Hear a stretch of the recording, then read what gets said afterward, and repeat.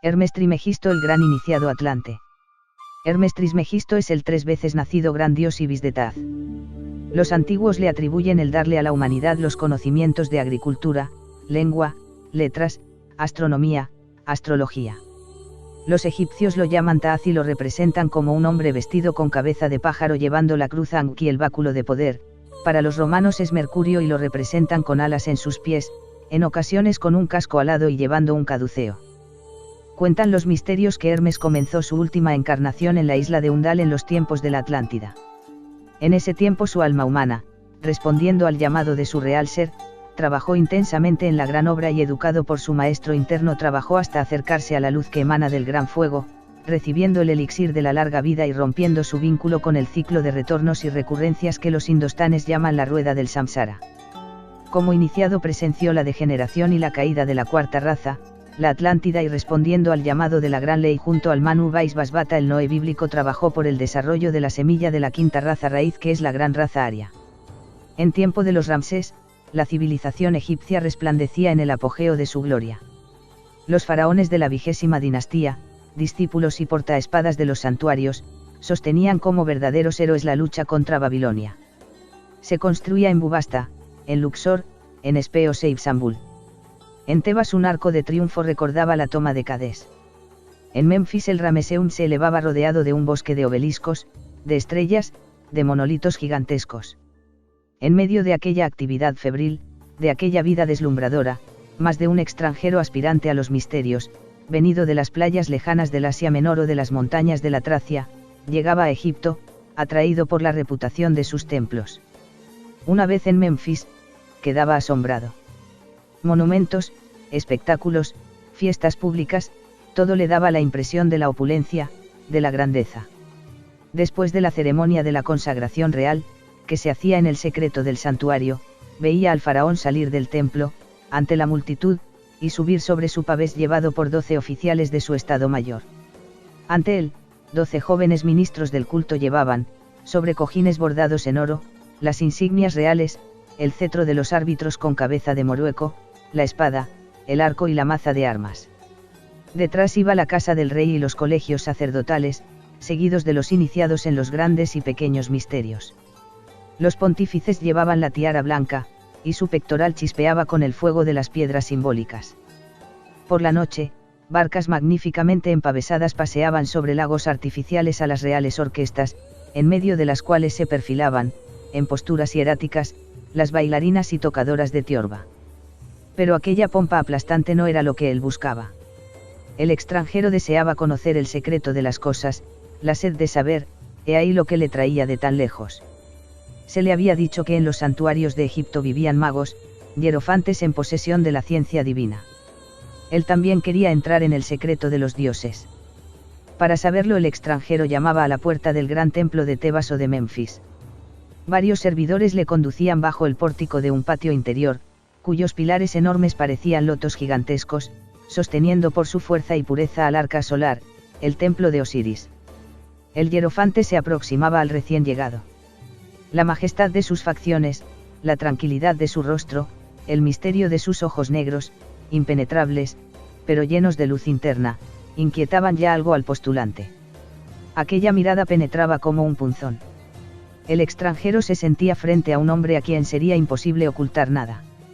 El sacerdote de Osiris interrogaba al recién llegado sobre su ciudad natal, sobre su familia y sobre el templo donde había sido instruido. Si en aquel corto pero incisivo examen se le juzgaba indigno de los misterios, un gesto silencioso, pero irrevocable, le mostraba la puerta. Pero si el sacerdote encontraba en el aspirante un deseo sincero de la verdad, le rogaba que le siguiera. Atravesaba pórticos, patios interiores, luego una avenida tallada en la roca a cielo abierto y bordeada de obeliscos y de esfinges, y por fin se llegaba a un pequeño templo que servía de entrada a las criptas subterráneas. La puerta estaba oculta por una estatua de Isis de tamaño natural. La diosa sentada tenía un libro cerrado sobre sus rodillas, en una actitud de meditación y de recogimiento. Su cara estaba cubierta con un velo. Se leía bajo la estatua: Ningún mortal ha levantado mi velo. Aquí está la puerta del santuario oculto, decía el hierofante. Mira esas 2 columnas. La roja representa la ascensión del espíritu hacia la luz de Osiris, la negra significa la cautividad en la materia, y en esta caída puede llegarse hasta el aniquilamiento. Cualquiera que aborde nuestra ciencia y nuestra doctrina, juega en ello su vida. La locura o la muerte, he ahí lo que encuentra el débil o el malvado, los fuertes y los buenos únicamente encuentran aquí la vida y la inmortalidad. Muchos imprudentes han entrado por esa puerta y no han vuelto a salir vivos. Es un abismo que no muestra la luz más que a los intrépidos. Reflexiona bien en lo que vas a hacer, en los peligros que vas a correr, y si tu valor no es un valor a toda prueba, renuncia a la empresa. Porque una vez que esa puerta se cierre, no podrás volverte atrás. Si el extranjero persistía en su voluntad, el hierofante le volvía a llevar al patio exterior y le dejaba en manos de los servidores del templo, con los que tenía que pasar una semana, obligado a hacer los trabajos más humildes, escuchando los himnos y haciendo las abluciones. Se le ordenaba el silencio más absoluto. Llegaba la noche de la prueba. 2 oficiantes volvían a llevar al aspirante a la puerta del santuario oculto. Se entraba en un vestíbulo negro sin salida aparente. A los 2 lados de aquella sala lúgubre, a la luz de las antorchas el extranjero veía una fila de estatuas con cuerpos de hombre y cabezas de animales, de leones, de toros, de aves de rapiña, de serpientes que parecían mirar su paso sonriendo con ironía.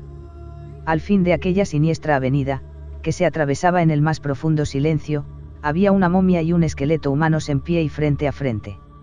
Y con un gesto mudo los 2 neócoros mostraban al novicio un agujero en la pared, frente a él. Era la entrada de un pasadizo tan bajo que no se podía penetrar en él más que arrastrándose. Aún puedes volver atrás, decía uno de los oficiantes. La puerta del santuario aún no se ha vuelto a cerrar.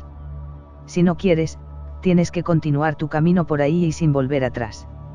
Me quedo, decía el novicio, reuniendo todo su valor. Se le daba entonces una pequeña lámpara encendida. Los neócoros se marchaban y cerraban con estrépito la puerta del santuario. Ya no había que dudar, era preciso entrar en el pasadizo. Apenas se había deslizado en él, arrastrándose de rodillas con su lámpara en la mano, cuando oía una voz en el fondo del subterráneo: aquí perecen los locos que codician la ciencia y el poder. Gracias a un maravilloso efecto de acústica, aquellas palabras eran repetidas 7 veces por ecos distanciados. Era preciso avanzar, sin embargo, el pasadizo se ensanchaba, pero descendía en pendiente cada vez más rápida. En fin, el viajero se encontraba frente a un embudo que conducía a un agujero, una escala de hierro se perdía en él, el novicio se aventuraba a bajar. En el último escalón, su mirada asustada se hundía en un pozo horrible. Su pobre lámpara de nafta, que apretaba convulsamente en su temblorosa mano, proyectaba un vago resplandor en tinieblas sin fondo. ¿Qué hacer? Sobre él, la vuelta imposible, bajo él, la caída en el vacío, la noche espantosa. En aquella angustia, distinguía una grieta en el terreno por su izquierda. Agarrado con una mano a la escala, extendiendo su lámpara con la otra, veía unos escalones. Una escalera, era la salvación. Se lanzaba por ella, subía, se escapaba del abismo. La escalera, atravesando la roca como una barrena, subía en espiral. En fin, el aspirante se encontraba ante una reja de bronce que daba a una ancha galería sostenida por grandes cariátides. En los intervalos, sobre el muro, se veían 2 filas de frescos simbólicos. Había 11 en cada lado, dulcemente iluminados por lámparas de cristal que tenían en sus manos las bellas cariátides. Un mago llamado Pastoporo, guardián de los símbolos sagrados, abría la verja al novicio y le acogía con una sonrisa benévola. Lo felicitaba por haber soportado con felicidad la primera prueba, y luego, conduciéndole a través de la galería, le explicaba las pinturas sagradas. Bajo cada una de aquellas pinturas había una letra y un número. Los 22 símbolos representaban los 22 primeros arcanos y constituían el alfabeto de la ciencia oculta, es decir, los principios absolutos, las claves universales que, aplicadas por la voluntad, se convierten en la fuente de toda sabiduría y de todo poder. Pero las pruebas no habían terminado. Al concluir de hablar, el Pastoporo abría una puerta que daba acceso a una nueva bóveda estrecha y larga, a cuya extremidad chisporroteaba una enorme hoguera. Pero eso es la muerte, decía el novicio, y miraba a su guía temblando. Hijo mío, respondía el Pastoporo, la muerte solo espanta a las naturalezas abortadas. Yo he atravesado en otros tiempos aquella llama como un campo de rosas. y la verja de la galería de los arcanos se volvía a cerrar tras el postulante. Al aproximarse a la barrera de fuego, se daba cuenta de que la hoguera se reducía a una ilusión óptica creada por maderas resinosas, dispuestas al tresbolillo sobre unas rejas. Un sendero trazado en medio le permitía pasar rápidamente al otro lado. A la prueba de fuego sucedía la prueba del agua. El aspirante tenía que atravesar una agua muerta y negra al resplandor de un incendio de nafta que se encendía tras de él, en la cámara del fuego. Después de esto, los oficiantes le conducían, tembloroso aún, a una gruta oscura en la que no se veía más que un lecho mullido, misteriosamente iluminado por la semioscuridad de una lámpara de bronce suspendido en la bóveda. Le secaban, rociaban su cuerpo con esencias exquisitas, le revestían con un traje de fino lienzo y le dejaban solo, después de haberle dicho: descansa, medita y espera al hierofante. El novicio extendía sus miembros fatigados sobre el tapiz suntuoso de su lecho. Después de las emociones diversas, aquel momento de calma le parecía dulce. Las pinturas sagradas que había visto, todas aquellas figuras extrañas, las esfinges, las cariátides, volvían a pasar ante su imaginación. Envuelto en un sueño de fuego, el extranjero cerraba los ojos. Al volverlos a abrir, veía a algunos pasos de su lecho una aparición trastornadora de vida y de infernal seducción. Una mujer de Nubia, vestida con gasa de púrpura transparente, un collar de amuletos a su cuello, parecida a las sacerdotisas de los misterios de Milita, estaba allí en pie, cubriéndole con su mirada y manteniendo en su mano una copa coronada de rosas. Tenía ese tipo nubio cuya sensualidad intensa y chispeante concentra todas las potencias del animal femenino: pómulos salientes, nariz dilatada, labios gruesos como un fruto rojo y sabroso. Sus ojos negros brillaban en la penumbra. El novicio se había levantado y, sorprendido, no sabiendo si debía temblar o regocijarse, cruzaba instintivamente sus manos sobre el pecho. Pero la esclava avanzaba a pasos lentos, y, bajando los ojos, murmuraba en voz baja: «¿Tienes miedo de mí, bello extranjero? Te traigo la recompensa de los vencedores, el olvido de las penas, la copa de la felicidad». El novicio dudaba. Entonces, como llena de cansancio, la nubia se sentaba sobre el lecho y envolvía al extranjero en una mirada suplicante como una larga llama. Desgraciado de él si se atrevía a desafiarla, si se inclinaba sobre aquella boca, si se embriagaba con los pesados perfumes que subían de aquellos hombros bronceados. Una vez que había cogido su mano, y tocado con los labios aquella copa, estaba perdido. Rodaba sobre el lecho enlazado en un abrazo abrasador. Pero después de satisfacer el deseo salvaje, el líquido que había bebido le sumergía en un pesado sueño. Cuando despertaba, se encontraba solo, angustiado. La lámpara lanzaba una luz fúnebre sobre su lecho en desorden. Un hombre estaba en pie ante él, era el hierofante, que le decía: «Has vencido en las primeras pruebas. Has triunfado de la muerte, del fuego y del agua, pero no has sabido vencerte a ti mismo. Tú que aspiras a las alturas del espíritu y del conocimiento, has sucumbido a la primera tentación de los sentidos, y has caído en el abismo de la materia. Quien vive esclavo de los sentidos, vive en las tinieblas. Has preferido las tinieblas a la luz, quédate, pues, en las tinieblas. Te advertí de los peligros a que te exponías. Has salvado tu vida, pero has perdido tu libertad. Quedarás bajo pena de muerte, como esclavo del templo». Si al contrario, el aspirante había tirado la copa y rechazado a la pecadora, 12 neócoros provistos de antorchas, llegaban para rodearle y conducirle triunfalmente al santuario de Isis, donde los magos, colocados en hemiciclo y vestidos de blanco, le esperaban en asamblea plena. En el fondo del templo espléndidamente iluminado, veía la estatua colosal de Isis, en metal fundido, con una rosa de oro en el pecho, coronada con una diadema de 7 rayos y sosteniendo en sus brazos a su hijo Horus. Ante la diosa, el hierofante recibía al recién llegado y le hacía prestar, bajo las imprecaciones más tremendas, el juramento del silencio y de la sumisión. Entonces le saludaba en nombre de toda la asamblea como a un hermano y futuro iniciado. Ante aquellos maestros augustos, el discípulo de Isis se creía en presencia de dioses. Engrandecido ante sí mismo, entraba por la primera vez en la esfera de la verdad. Y, sin embargo, solo quedaba admitido a su umbral. Porque ahora empezaban los largos años de estudio y de aprendizaje. Antes de elevarse a Isis Urania tenía que conocer la Isis terrestre, instruirse en las ciencias. El tiempo lo repartía entre las meditaciones en su celda, el estudio de los jeroglíficos en las salas y patios del templo, tan vasto como una ciudad, y las lecciones de los maestros. Aprendía la ciencia de los minerales y de las plantas, la historia del hombre y de los pueblos, la medicina, la arquitectura y la música sagrada. En aquel largo aprendizaje no tenía solo que conocer, sino devenir, ganar la fuerza por medio del renunciamiento. Los sabios antiguos creían que el hombre no posee la verdad más que cuando ésta llega a ser una parte de su ser íntimo, un acto espontáneo del alma. Pero en ese profundo trabajo de asimilación, se dejaba al discípulo abandonado a sí mismo. Sus maestros no le ayudaban en nada, y con frecuencia le chocaba su frialdad, su indiferencia. Le vigilaban con atención, le obligaban a seguir reglas inflexibles, se exigía de él una obediencia absoluta, pero no le revelaban nada más allá de ciertos límites. A sus inquietudes, a sus preguntas, se le respondía, espera y trabaja. Entonces se manifestaban en él rebeldías repentinas, pesares amargos, sospechas horribles.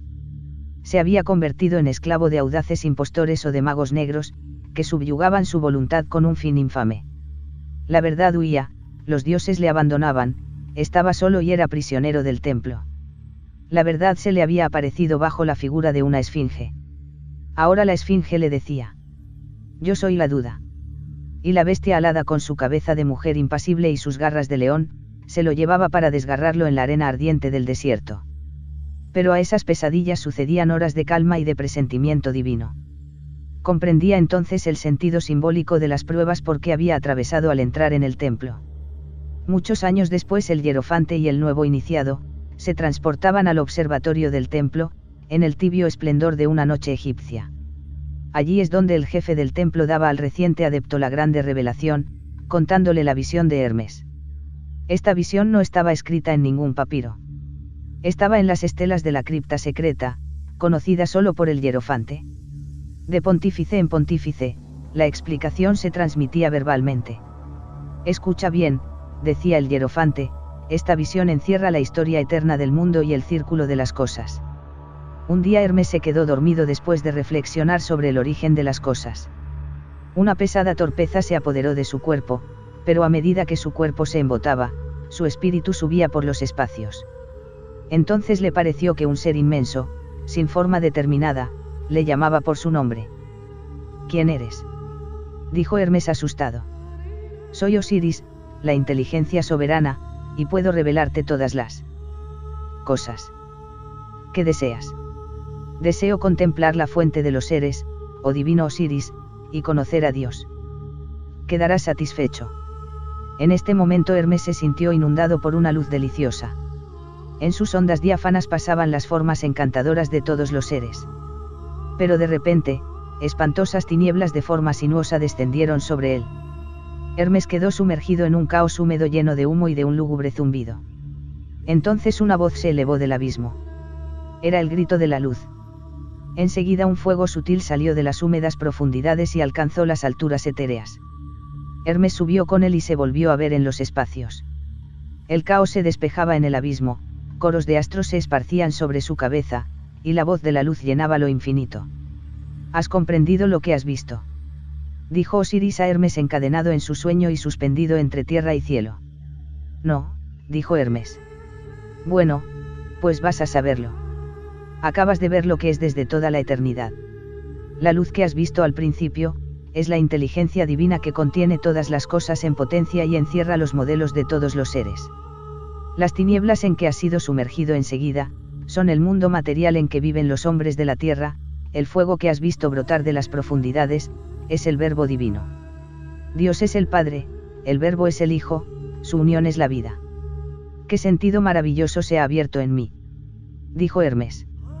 Ya no veo con los ojos del cuerpo, sino con los del espíritu. ¿Cómo ocurre eso? Hijo de la tierra, respondió Osiris, es porque el Verbo está en ti. Lo que en ti oye, ve, obra, es el Verbo mismo, el fuego sagrado, la palabra creadora. Puesto que así es, dijo Hermes, hazme ver la vida de los mundos, el camino de las almas, de dónde viene el hombre y a dónde vuelve. Hágase todo según tu deseo. Hermes se volvió más pesado que una piedra y cayó a través de los espacios como un aerolito. Por fin se vio en la cumbre de una montaña. Estaba oscura, la tierra era sombría y desnuda, sus miembros le parecían pesados como hierro. Levanta los ojos y mira, dijo la voz de Osiris. Entonces, Hermes vio un espectáculo maravilloso. El espacio infinito, el cielo estrellado le envolvían en 7 esferas luminosas.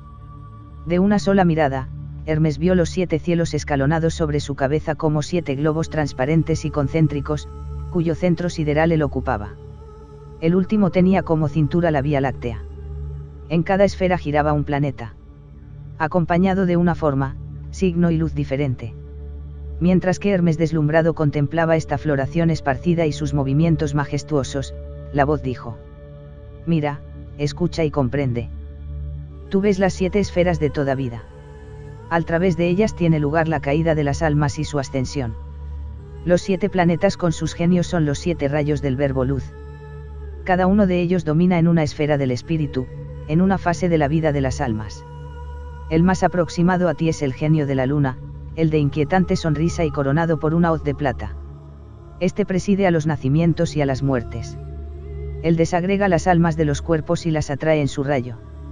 Sobre él, el pálido Mercurio muestra el camino a las almas descendentes o ascendentes, con su caduceo que contiene la ciencia. Más arriba la brillante Venus sostiene el espejo del amor, donde las almas por turno se olvidan y se reconocen. Sobre este, el genio del sol eleva la antorcha triunfal de la eterna belleza. Más arriba aún, Marte blande la espada de la justicia. Reinando sobre la esfera azulada, Júpiter sostiene el cetro del poder supremo, que es la inteligencia divina. En los límites del mundo, bajo los signos del zodíaco, Saturno lleva el globo de la sabiduría universal. Desde luego que estos dioses tenían otros nombres en la lengua egipcia. Pero los 7 dioses cosmogónicos se corresponden en todas las mitologías por su sentido y sus atributos. Ellos tienen su raíz común en la antigua tradición esotérica. Como la tradición occidental ha adoptado los nombres latinos, nosotros los conservamos para mayor claridad. Veo, dijo Hermes, las 7 regiones que comprenden el mundo visible e invisible, veo los 7 rayos del verbo luz, del Dios único que los atraviesa y gobierna. Pero, oh maestro mío, ¿en qué forma tiene lugar el viaje de los hombres a través de todos esos mundos? ¿Ves?, dijo Osiris, una simiente luminosa caer de las regiones de la Vía Láctea en la 7ª esfera. Son gérmenes de almas. Ellas viven como vapores ligeros en la región de Saturno, dichosas, sin preocupación, ignorantes de su felicidad. Pero al caer de esfera a esfera revisten envolturas cada vez más pesadas. En cada encarnación adquieren un nuevo sentido corporal, conforme al medio en que habitan. Su energía vital aumenta, pero a medida que entran en cuerpos más espesos, pierden el recuerdo de su origen celeste. Así tiene lugar la caída de las almas procedentes del divino éter. Más y más prisioneras de la materia, más y más embriagadas por la vida, se precipitan como una lluvia de fuego, con estremecimientos de voluptuosidad, a través de las regiones del dolor, del amor y de la muerte, hasta su prisión terrestre, donde tú gimes retenido por el centro ígneo de la tierra y donde la vida divina parece un vano sueño. ¿Pueden morir las almas?, preguntó Hermes. Sí, respondió la voz de Osiris, muchas perecen en el descenso fatal.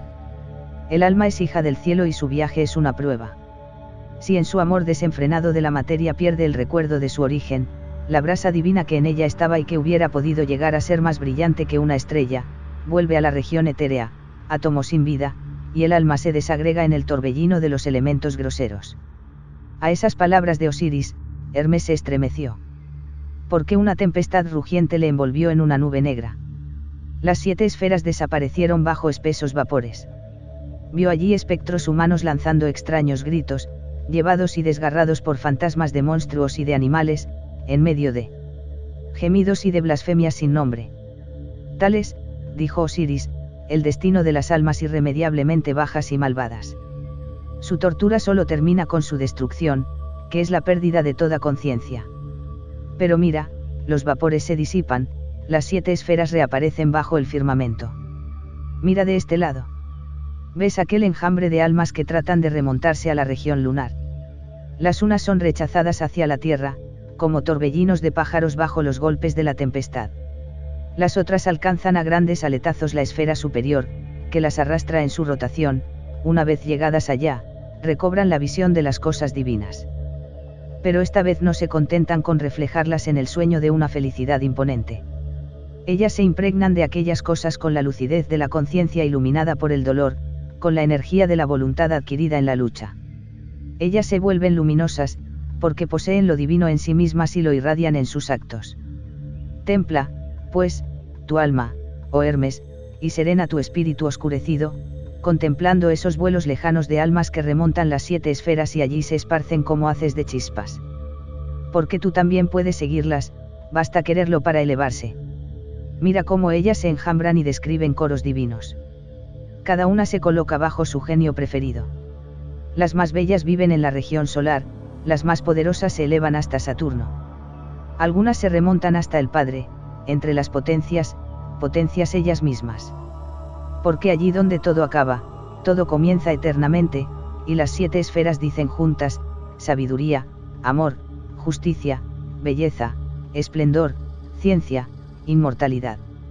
He ahí, decía el hierofante, lo que ha visto el antiguo Hermes y lo que sus sucesores nos han transmitido. Las palabras del sabio son como las 7 notas de la lira que contienen toda la música, con los números y las leyes del universo.